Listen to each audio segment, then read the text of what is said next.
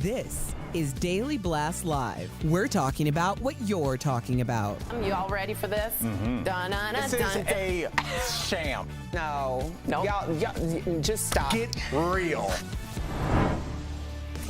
Welcome to DBL. Happy Monday. Hello, gentlemen. Yeah. Hello to you out there. We are excited to have you, of course, and thank you for joining us. Let's talk. Drew Barrymore has decided to pause production of her talk show after posting, then deleting a video explaining why she was coming back amid the writer's strike. So in the video, she said she took full responsibility for resuming the show, even though her three unionized writers are on strike. Let's take a look. I deeply apologize to writers. I deeply apologize to unions. I wanted to do this because, as I said, this is bigger than me, and there are other people's jobs on the line. Okay, but that sparked a huge backlash. So on Sunday, Drew posted this apology, saying she tried to find a way forward for her show, but she will hold off on the season premiere until the strike's over. Now, The Talk, the Jennifer Hudson show, also have a handful of striking writers. Both shows said they would push back their premieres after initially saying they would also come back during the strike. Bill Maher said he would bring back his show without his striking writers or any written segments.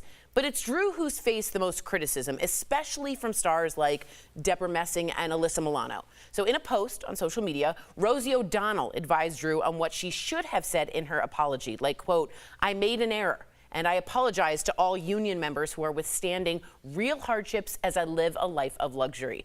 That was a quote, by the way, from a journalist, Elizabeth Gray, who wrote that Substack that Rosie was posting. I also just want to be clear, DBL is a non-union show, and that's just what I want to get clear. Jeff, how do you feel about this? There's two thoughts here in my head, right? I don't think someone should be shamed for sharing what they think is their right decision. Right? This isn't racism. This isn't like something extreme. This is someone's life and livelihood. And in Drew Barrymore's case, 150 other people rely on her for her job. I get where Rosie O'Donnell's coming from. I'm not mad at her. I get the other actors, right? Because they're part of the acting union that created their lives. So now Drew's in a different position. Obviously, she owes the screenwriter or the Actors Guild something because she started on ET. She's been in it forever, right? About the Barrymores, right? For forever, right? But now she's in a different position and has to rely or have the support of 150 other people. You're going to stop your show for 3 people in the Writers Guild that I don't even think they want on the show. The Writers Guild is jamming writers down people's throats. In the case of Bill Maher, I listen to his show once in a while, his podcast, and he said part of what they're demanding, not saying they're going to get it, and don't quote me on this, this is what I remember hearing, that they want 10 writers on each show, and half of them be of ethnicity. So, Al, if you were writing for me or I was writing for you, vice versa, would you be like, man, Jeff, I don't know how you grew up. I don't think it's right to jam an ethnicity on somebody when you don't even want a writer in the first place. Then you have to jam 10 of them, and some of them have to be of a certain ethnicity, not of any skill set. What if I was writing for Martin? I wanted 8 people of ethnicity. Right. Why do you? I don't like jamming numbers and quotas down my throat. If I'm writing a show about my childhood or whatever, I'm gonna have people that represent my childhood on it. It's nothing against any one particular person, but to jam it on somebody, I think that's where my take is on the other side. Off-putting. Al, how do you respond to what Jeff said? Well, I'll just say this. The fact that Jeff had something to say and I'm going to say something and Drew's being attacked, all the things that we're about to talk about just shows you that the higher-ups and that the studios are winning. Because what are they doing? They're causing infighting. And people are starting to eat their own. It's never black and white, like you were saying. It would be so easy for us to sit up here and say, we are pro-union. I have been a writer in Hollywood. I have been an actor in Hollywood. You have been an actor in Hollywood. We've made our living in Hollywood. And so, those are our friends. Like, I know their kids. Of course I'm on their side. But in a situation where you could just be like, what is Drew doing? Think about if you were in a room and there were 153 people in there, and 150 were going to take 150 families that they represent, are going to be in a bad position because of 3. I'm not saying that you should dictate you should absolutely always go with, definitely go this way or go that way. I'm just saying there's a discussion to be had. And I don't think Drew Barrymore is a monster. I think Drew Barrymore is trying to stay on the air, like we all are. Right. And I think she's trying to be a human being. And for everybody to be able to go back and say, here's what you should have said. Right. Miss me with your condescension, dog. We're all in uncharted waters. I don't know what to do. The public doesn't know what to do, but the reason we're all in this position, which we've forgotten about already, about 3 months in, is that because they turned the spigot off and they stopped paying people. That's why we're here. It's not Drew Barrymore. She's just easy to attack, so have at her. We went after Oprah and The Rock next week. Okay. I think Mickey Mouse is up next. Yeah. Can I push back a little bit? Please. Okay. Just a little, though. Just a little. It's Monday, too. Drew, I know, I was like, I just want to do it a little. Drew Barrymore is in a very specific position. Hollywood has treated her and her family very well for about 3 to 4 generations. If you don't know, the Barrymores are royalty in Hollywood. So she had Hollywood writers help her create her entire family fortune. So she knows what that means. Second, strikes aren't new. So these people know that in order to make a strike work, sacrifices have to be made. Now, I agree with you. 150 people is a lot of people. But also, strikes don't work if you don't fully commit to the strike, which I'm sure Drew Barrymore also knows, as does her company. Now, the companies, the studios, they're losing like $500 million.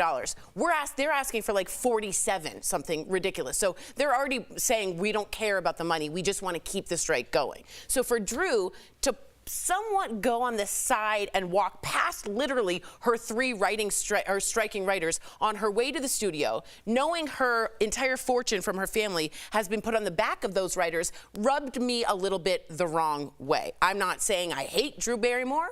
I'm saying it came from a place of privilege, privilege, privilege, privilege, privilege. And it smelled bad, and now I come from privilege, so I want to be honest about that. But for her to, especially a Barrymore, to walk past writers on a strike to make more money felt absurd to me. And for Bill Maher, he also said, what I find objectionable about the philosophy of this strike is it's morphed a long way from the 2000 strike, where they kind of believe now that you're owed a living as a writer and you're not. There was no streaming in 2000. It's an irrelevant statement. Okay, that's a totally fair response. It's a totally But how do you different feel model. about the Drew Barrymore privilege that came across to me? I don't like the word privilege. I don't either. It's so overused these days, and everyone has to preface a conversation by, I'm coming from a place of privilege. It's a way to knock down what you're saying before you start talking. If anyone is of privilege, Drew Barrymore comes from 4 generations of privilege. What I want to say is she comes from a family of actors, okay? Yes. And that's what more important than privilege in this particular case and argument, because she's going against the people that fed her. Right. I get that. Right. But I don't think you should be chastised if other people have a different opinion. Right. I'm saying, hey, if I were there, if I was one of those writers that was on the show, this is how I would feel. I understand I have to feed my family too, but I'd be like, guys, I don't want my writers union getting in the way of you guys making money. But that's what a strike is. But I understand. I don't want to be that selfish person stopping 150 other people because of some union, like I'm in La Cosa Nostra, and I can't go against the family. Right. It's like, listen, man, we're all trying to make money. This is how we make our money. We should be mad at the people we're mad at, Which not fighting, right. like Al said, within each other. We should get the show back on. Right. Right? We shouldn't be canceling shows so none of you make your living if I can't. I feel that. I just feel like strikes are disruptions. They're meant to be, so changes are made. But good discussion overall. Coming up on DBL, Russell Brand gets accused of sexual assault by multiple women. We're talking about how he's responding to the allegations. And our interview with Food Network star Alex Guarnaschelli, she's telling us all about the cookbook she created with her daughter.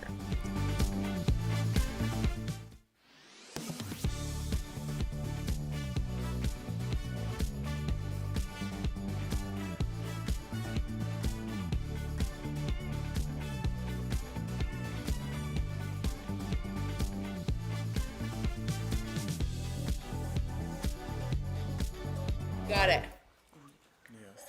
Hey guys, just so you know, Bill Maher just announced, like right as we were going off the air, that he is holding off his show because, I guess, of backlash from the writer's strike, or his own opinion changed. Whatever you guys go. Yeah, I just, you know, it's so interesting that Bill and the talk and everybody get to make this decision after kind of sticking their toe in the water. Yeah. But Drew gets all the hate. So they're like, it's just like four people on the foxhole, and they're like, Jeff, you make a run for it. and then you get shot, and we're like, we're gonna stay here in the foxhole like we all said we should.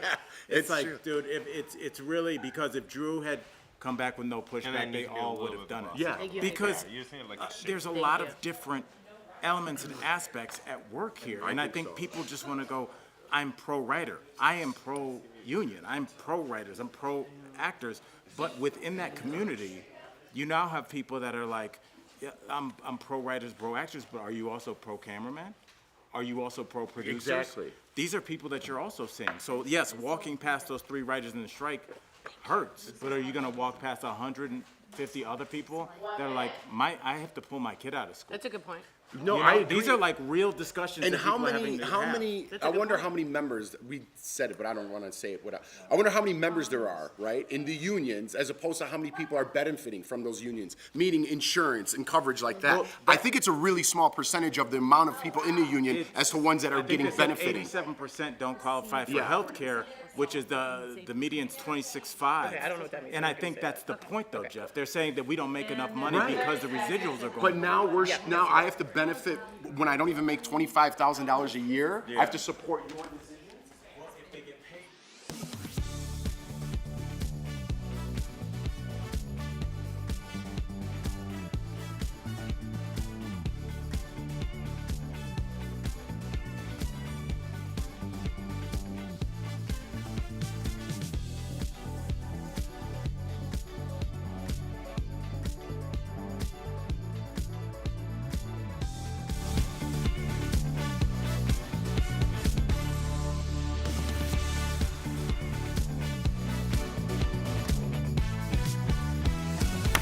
Rob with a great shot. Thanks, man. We want to let you know, as we were on air, we have news that Bill Maher is now holding off his show. We don't know why, perhaps of the backlash, or he changed his decision. So he is holding off for right now. Welcome back to DBL. Let's get to Russell Brand. He is facing some very serious allegations from 5 women who have accused him of sexual assault, abuse, and rape. 2 British media outlets interviewed the women, who said the alleged incidents took place between 2006 and 2013. They said they only came forward after reporters approached them. One of his accusers said she was sexually assaulted while in a relationship with Russell when she was 16 years old. I want to be clear, that was in London when the consent was at 16. Another woman said Russell raped her in LA back in 2012. Now, before the stories were published, before all this, Russell did post a video denying the allegations, getting ahead of the story, as he said. Take a look. I was very, very promiscuous. Now, during that time of promiscuity, the relationships I had were absolutely always consensual. I was always transparent about that then, almost too transparent. And I'm being transparent about it now as well. And to see that transparency metastasized into something criminal that I absolutely deny makes me question, is there another agenda at play? All right, so if you guys don't know, Russell Brand has really gone into some deep theories that a lot of people have gone into. He promoted misinformation during COVID-19. He has conspiracies about Biden, the Hawaii fires. He seems to have some theories. So his platform is tackling topics in the news, and he's saying he's getting this because of that. Anyone agree, disagree, want to bring up what they think about that? Well, I mean, we can't speak to Right. that. I mean, I'm not sure. But what I will say is that this is really concerning to me, that somebody can be accused of such a heinous crime in public and they don't know really who the accusation is coming from. It's not a police charge at this point. Correct. It's a media investigation. A media investigation. That's right. That's what they That called was it. going to be my whole point. Yeah, so please, I want you to speak on that. But, you know, I take this seriously. And when you attack me with something like that I see that no different than child pornography or anything. It's like the worst crime that I can think of. It's affected my family directly. Yeah. I met my sister because of a sexual assault. So I'm not taking that lightly. And for an accusation like that to be lobbed over, if you're going to throw that, it needs to be thrown at 99 miles an hour and there needs to be police with it. Because throwing something like that without being able to defend yourself. Yeah. And nobody even came forward. They went and found them. I thought that was weird, too. And the police aren't even investigating. Correct. But when you say an investigation, when we were in the morning meeting, when I was driving here, there was an investigation. What do you assume? Exactly. A police investigation. I'm tired of these writers trying to break stories that perhaps aren't there. And I understand the last 3 years, just like privilege was jammed down our throat, so was believe all women all the time. Is that still the case? Are we doing that? Should we chastise Russell Brand?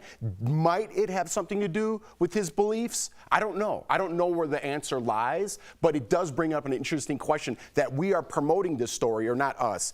The media is promoting this as an ongoing investigation, which has nothing to do with the police. You're mischaracterizing that word and using it to run your story. Okay, but let me just say, there are investigative journalists that do find things like Ronan Farrow and certain things. So there is kind of that. I do agree it's a bit misleading, but 5 women, I don't think you one could was be 16. accused of something that's a bit misleading without any charges. To have my name associated with that on the internet, just the algorithm. If you just wrote my name and wrote that 50 times, when I go to get booked for a college, that's the first thing that's going to come up. So what if when you want to book me for something, I'm just saying, have some evidence. I have that. But have a lawyer. Have a cop. But let's say I was sexually assaulted and I didn't want to bring all of that noise, and someone approached me, and am I to lie? But then you were going to bring the noise. You said, I don't want to speak on it. You say no comment. But I would encourage you to speak on it. Okay. I would, with a police officer. What if you don't want to take that fire and that heat? It's a big name, Russell Brand. So then Russell's got to take that? What if I just accuse you of robbing a bank this weekend? I hear that, but 5 is a lot of smoke. And I hear that. I'm just saying. It's a good conversation, and I think it's just a lot to throw. I take it so seriously. I take it too. I do. We'll be right back.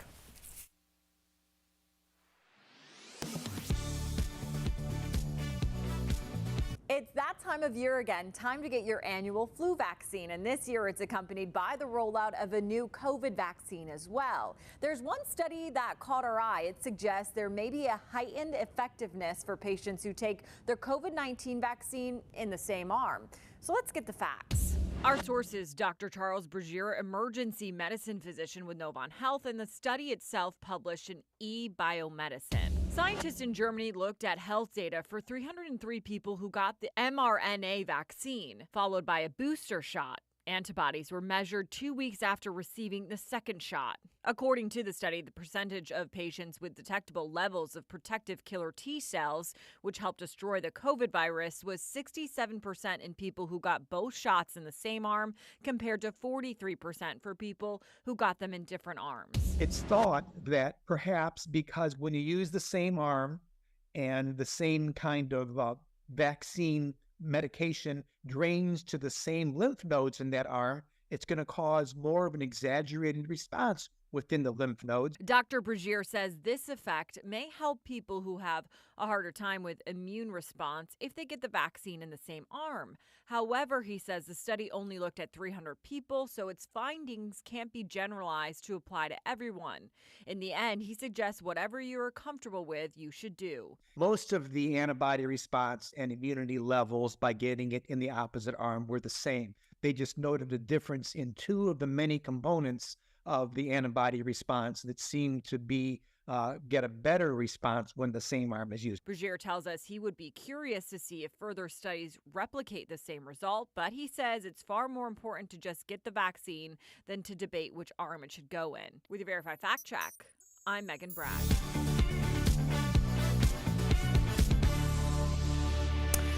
Welcome back. Iron Chef Alex Guarnaschelli and her chef-in-training daughter will make your food bolder, saucier, and cheesier thanks to their new cookbook. Earlier, she told us about some of their recipes and their relationship. Check it out. Please welcome Iron Chef Alex Guarnaschelli. Hello. Hi there, Chef. All right. You did, Alex, I wanted to ask you, you worked with your 16-year-old daughter, Ava, to make Cook It Up. One of the recipes is actually inspired by a movie. So what is the movie? What's the dish? And why did you want to include it in that cookbook? Those are some cute photos. Oh, I know. I love the ones you picked. So Ava picked the pasta dish from Chef that Jon Favreau cooks up after hours for one of the servers in the restaurant. Delicious. Yeah, she watches him, you know, it's really when you see how food can be a love language. And my daughter, it just resonated with her. In fact, we watched the movie and she said, that's it, I'm going in the kitchen, and literally said, I'm gonna cook it up. And I kind of looked at her like, you're gonna what? She said, I'm gonna cook it up. So we got the title of the book, but also just watching garlic cook in olive oil and adding pasta and herbs. I mean, your heart. It's a love language. Yeah. Yeah, that is and your heart. It just, we wanted the book to be genuine, you know, to be really about the kind of weird way that you come about like a group of recipes in a family. That's amazing. So authentic. I also get the sense we get Ava's personality sort of threaded through this, because she wrote for this dish, she wrote, quote, "It's salty like the chef in the movie and even like my mom, haha." Alex, how do you feel about Ava calling you salty? I'm not surprised, but I have to say that I love it. When you say someone else is something, you're actually saying that you're that thing. So I just always kind of say to her, like, oh, so you think I'm opinionated? What about you? Oh, so you like to cook? What about you? I kind of throw it back. We play tennis a lot with food, ingredients, and our emotions. You know, for anyone who has a teenager at home or has had a teenager or remembers being one, which is pretty much everyone, you know these moments, you know? Yes. Yes, we do. That's the teenage way of saying, I get it from my mama. Yeah, exactly. So not only is your cookbook filled with bold moves from family foods, it also has a bonus recipe. Tell us about that. Okay. You know, we wrote the book, and our dog Leon, was in the kitchen with us, just, look at that little, I know, he's so cute, I can't even, he's literally like, he's like a little blueberry muffin. He was kind of looking at us like, what do I get? And we thought, you know, we really need to, he's a big part of our family, we need to include him. So with the food stylist and the photographer, we started making these batches of dog biscuits. And the first few batches we made, honestly, he would sniff them and kind of look up at us like, you're better than this. You know, a dog has a way of kind of, you know, evening out the playing field. And finally, we just kind of hit upon just the right amount of peanut butter, just that right texture. And he gobbled up half a plate, and we were like, this has to go in the book. And he's so photogenic. Come on. Yes. Yeah. Amazing. That dog was devastatingly cute. To the point where it almost derailed the interview. The dog is so cute. Now I have to ask you. You were an Iron Chef. Congrats. And you've judged a lot of food contests. Now, is there an ingredient that makes you cringe, like when you hear the contestant used it? Because for me, it would be beets. I'm sorry to all the beets lovers, but it looks like blood. I don't like the taste. Beat it. I don't like beets. Beat it. Is there any food like that for you? You know what? It's risotto for me. Oh. You know, the right. So I start to twitch a little bit when they grab the arborio rice from the shelf and start to make risotto. I just, I want to kind of crawl under the desk and just turn in my mic and my key card and go home. Wow, risotto. I would have never guessed that one. Jeff, how do you feel about that? I think what she's saying is because it takes too long. Is that what you're saying? Or you like the taste of it, right? No. Really? So I worked in a bunch of restaurants. Yeah, I worked in a bunch of restaurants, and I made it every day for years. Yeah. And I just can't. You know, it's like when people say to me, "Oh, aren't you sick of people serving you bread pudding when you judge on Chopped?" And I say, yes, I will never eat bread pudding again. Right. It's over, you know? For chefs, we just become desensitized or overexposed to certain foods. Alex, thank you so much for joining us on DBL today. DBL Nation, you gotta pick up a copy of Alex's cookbook, Cook It Up, Bold Moves for Family Foods, wherever books are sold. Thank you again, Alex. We will be right back. Thanks, Alex. Say hi to Ava. Thank you. I like that phrase.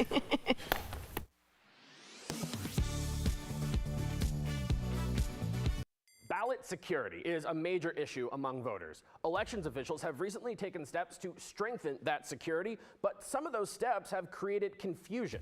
Verify viewer Mark texted us to ask whether rumors that 0 voting machines will be certified by Election Day in 2024 are true. So, Mark, let's verify.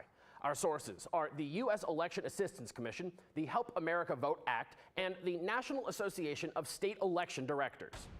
Voting machines can be certified by a federal agency called the Election Assistance Commission. However, certification isn't required by federal law. States control the vast majority of election laws, even for presidential races. Many states require their voting machines to be certified by the EAC, but some don't. To be certified by the EAC, machines have to meet a set of standards called the Voluntary Voting System Guidelines and be approved by special testing labs. In recent years, the EAC has developed updated guidelines, primarily related to cybersecurity. That update appears to be the cause of the confusion.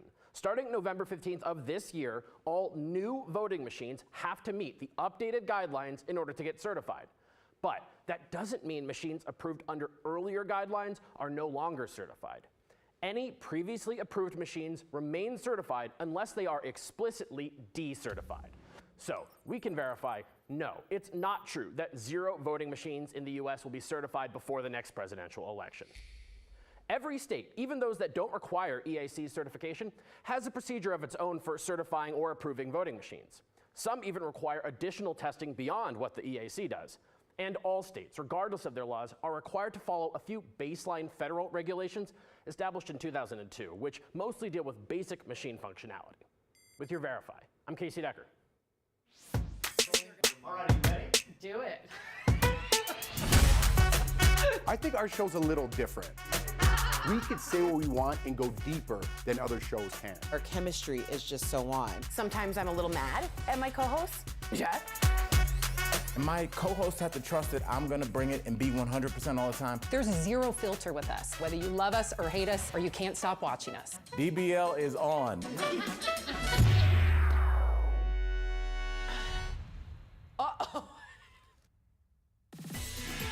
A new study shows there's a direct relation between how much you make and how happy you are.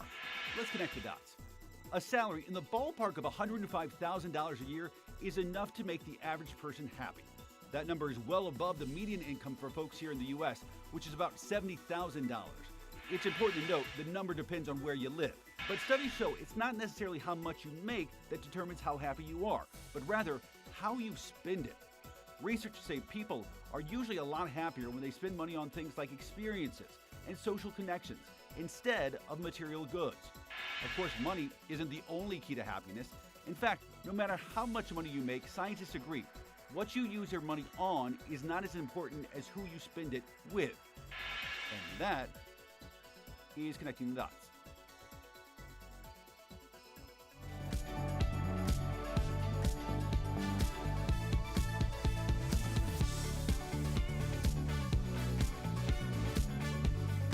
Welcome back to DBL. If you like to walk and want to shift your workout into the next gear, riding your bike might be a better and safer way to get your exercise for the day. It's time for some joint and muscle support brought to you by Omega XL. While walking is accessible and easy to do every day, cycling has many exclusive benefits as well as its lower impact, easier on your knees, and you have more control of intensity and resistance.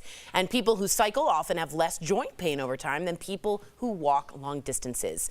Omega XL has improved the lives of millions of consumers, supported by 30 years of clinical research. Omega XL's powerful and proven benefits have transformed the lives of athletes, celebrities, and dedicated daily users. So call 1-800-725-2612 or visit OmegaXL.com for more information. I bought a bike in LA, rode it once, and then I sold it. Okay. I fell into traffic. Like a stationary? No, real bike. Stationary bike. We'll see you and tomorrow. she fell in traffic.